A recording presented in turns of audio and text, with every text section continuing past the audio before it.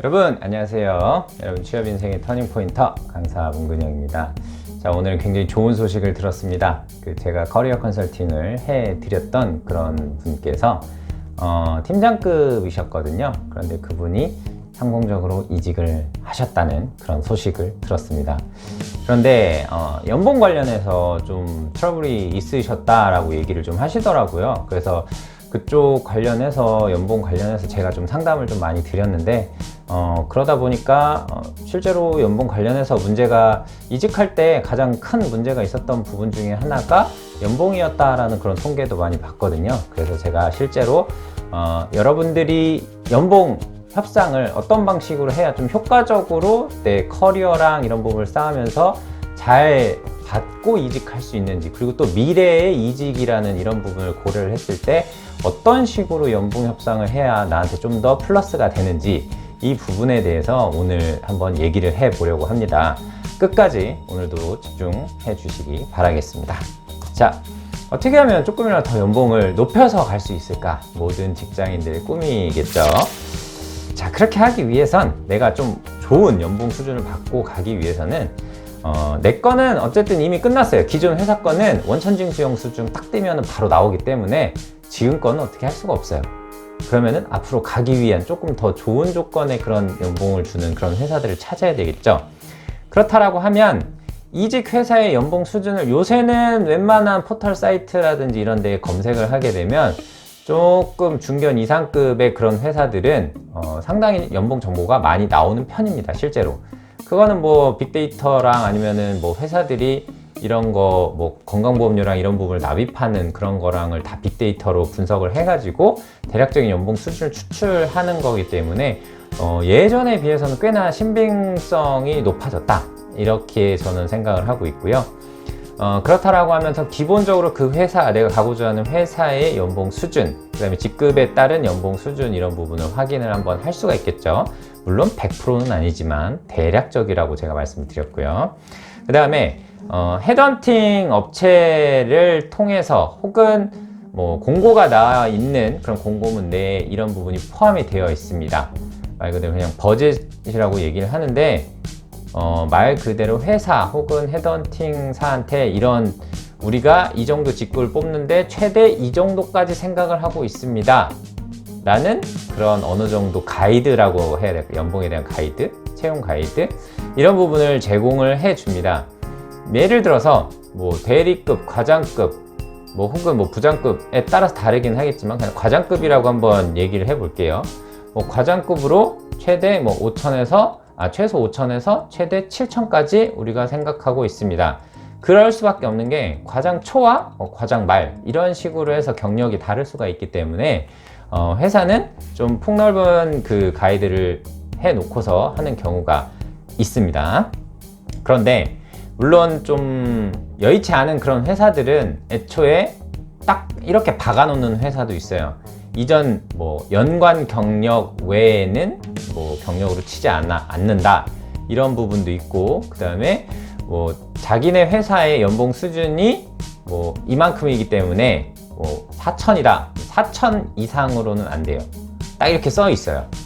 최대 연봉 수준을 딱 4,500 뭐 이런 식으로 딱 박아놨기 때문에, 그런데 내가 뭐 예를 들면 5천인데 4천 수준을 가겠다, 이거는 내가 진짜 삭감을 하고서 가는 그런 것만 아니라고 하면 저는 그렇게 막 추천해드리고 싶진 않아요. 아무튼 이런 식으로 회사마다의 그런 버젯 수준이 있어요. 실제 여러분들 공고를 내기 위한 그런 수준이 있기 때문에 그런 부분에 대한 조사를 일단 먼저 하셔야 된다, 이렇게 말씀을 드리겠습니다. 자, 그리고 여러분들 인센티브 좋아하시죠? 회사는 보통 1년에 한 번 정도, 정말 좋은 회사는 1년에 2번 정도 인센티브를 지급합니다. 그러면 여러분들은 베이스 샐러리라는 게 있어요. 기본급, 그리고 인센티브라는 게 있어요. 그러니까 즉 두 가지가 나뉘어져 있어서 이 두 가지가 합쳐지면 총 연봉이 되는 거예요. 자, 그럼 베이스랑 이 인센티브를 어떤 식으로 해야 되는지, 이것도 매우 중요하거든요. 이 인센티브에 속아서 홀라당 가버리면 나중에 그거는 걷잡을 수가 없습니다. 자, 그리고 여러분들한테 복지인데 현금성 복지, 이런 쪽 부분도 있습니다. 실제로 그런 부분도 있다 제가 말씀을 드릴 텐데요. 이런 부분도 굉장히 중요하게 여겨라 이렇게 말씀을 드리겠습니다. 자, 이직 회사의 연봉 수준을 조사하기 위해서는 헤드헌터 사례를 한번 다시 들어볼게요. 헤드헌터는 보통 그 연봉 수준을 알고 있습니다. 대략적으로 무조건 그러니까 회사에서 공고를 낼 때 이런 게 있어요. 좀 좋은 회사들은 우리는 이전에 있었던 연봉보다는 무조건 올려주겠다. 무조건 이런 조건이 붙는 데도 실제로 있어요. 그런데 가면은 내가 예를 들면 5천이다. 그러면 거기는 무조건 5천 이상을 불러준다. 이렇게 생각을 하시면 되겠습니다. 그리고 또 일반적이지 좀 전에 그런 사례는 이렇게 좀 특이한 케이스고 보통은 연봉 테이블이 어느 정도에서 어느 정도까지 되어 있습니다. 현재 연봉 그러면서 헤드헌터가 여러분들한테 물어볼 겁니다. 연봉 수준이 현재 어떻게 되세요? 그러면 그 정도 맞춰드리면 가실 생각 있으세요? 이런 식으로 여러분들한테 물어보게 됩니다. 그러면 얼추 여러분들은 그런 부분을 생각을 하고 나중에 이제 최종 합격을 했었을 때 이 연봉 관련해서 얘기를 하겠죠. 그렇게 하는 방법이 일단 있고요. 그 다음에 여러분들이 이직을 한다. 특히 이제 경력직은 이직을 헤드헌터를 통해서 하든 아니면 인사 담당자한테 직접 자기가 지원을 해서 이직을 하든 이직을 할 때 업계 관행 어느 정도 수준이라는 게 있어요. 그런 부분은 보통 10% 내가 내 현재 연봉에서 10% 정도 올려서 간다. 그런데 내가 진짜 능력이 좋다. 오라는 데가 많다. 다른 데에서는 20% 수준까지 받았다. 그렇다라고 하면 그런 수준도 가능은 하십니다. 그런데 업계에서 일반적으로 내가 지금 회사에서 다른 회사로 이렇게 갈 때 10%에서 최대 15% 정도 연봉 수준, 기본급을 기준으로 합니다. 전체 토탈이 아니고요. 기본급을 기준으로 했을 때 10에서 15% 정도 수준 올려서 가는 게 일반적입니다. 그러니까 여러분들도 이 수치를 좀 대략적으로 알고 계시면 내가 현재 받는 연봉 수준 대비 다음으로 가야 되는 회사의 연봉 수준을 알 수가 있겠다라는 거죠. 예를 들면 3,000이면 내가 다음 회사는 갈 땐 3,300 이상은 받았으면 좋겠는데요. 이렇게 말씀하셔도 괜찮다. 이렇게 말씀을 드리고 싶습니다. 무엇보다 연봉을 가장 높여서 올려 받을 수 있는 그 방법 중에 하나는 여러분들이 2군데 이상을 합격하시는 게 가장 좋습니다. 내가 갑의 위치에서 좀 더 해주세요. 안 주면은 저 그냥 다른 데 가려고요.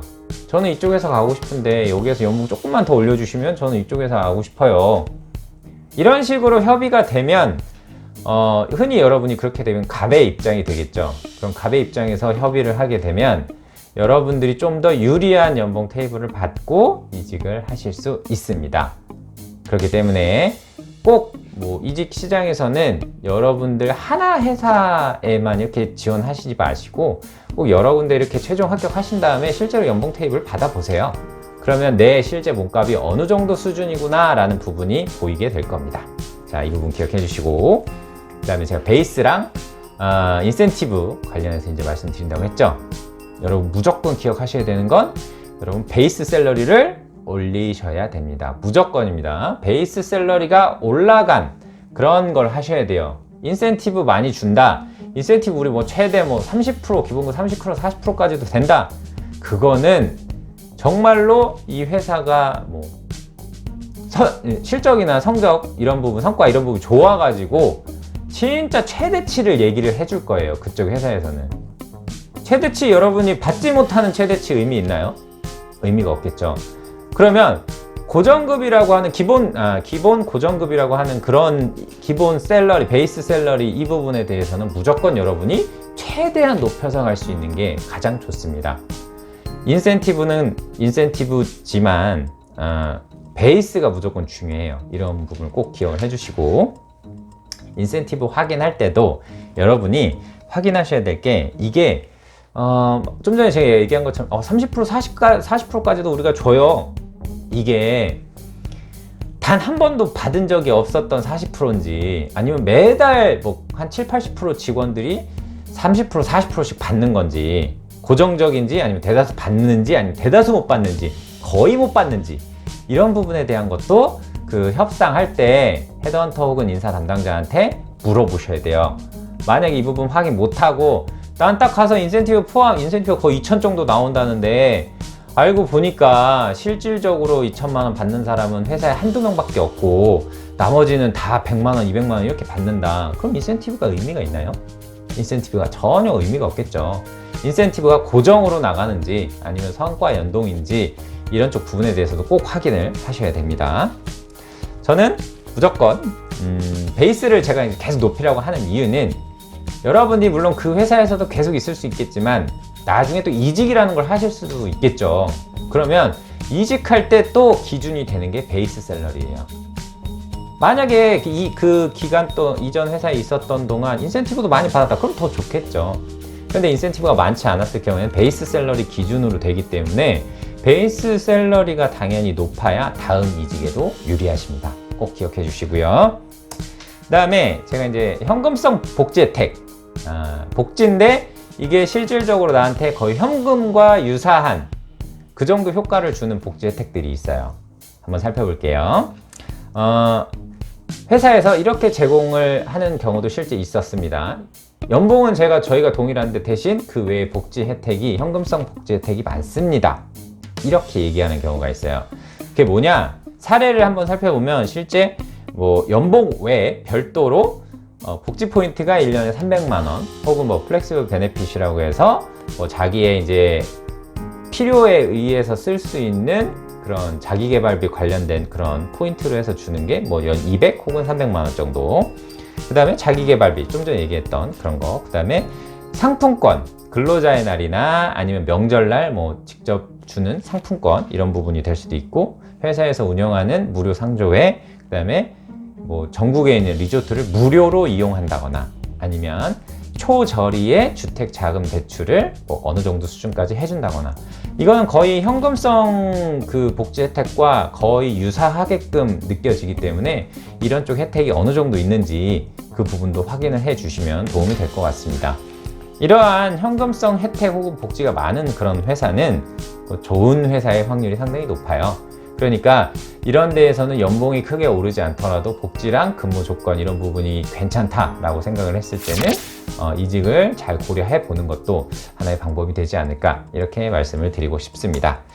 자, 오늘은 제가 경력직 분들 혹은 뭐 신입에서 또 이제 경력으로 이렇게 가려고 하시는 그런 분들이 연봉 협상을 할 때 어떻게 하면 뭐 좀 더 유리하고 어떻게 하면 내가 좀 더 좋은 조건으로 갈 수 있는지 이런 부분에 대해서 살펴봤습니다. 제가 얘기한 거 꼭 기억해 주세요. 여러분들 베이스 샐러리 꼭 올리시고 현금성 복지 혜택 어느 정도 많이 있는지 그런 부분도 꼭 고려하신 다음에 이직을 하셨으면 좋겠습니다. 자, 오늘 내용도 여러분들이 뭐 보시기에 뿌듯하셨다 라고 하시면 구독하기랑 좋아요 그리고 댓글도 꼭 많이 남겨주시기 바라겠습니다. 항상 여러분의 취업을 응원하겠습니다. 취업 인생의 터닝포인터 강사 문근영이었습니다. 고맙습니다.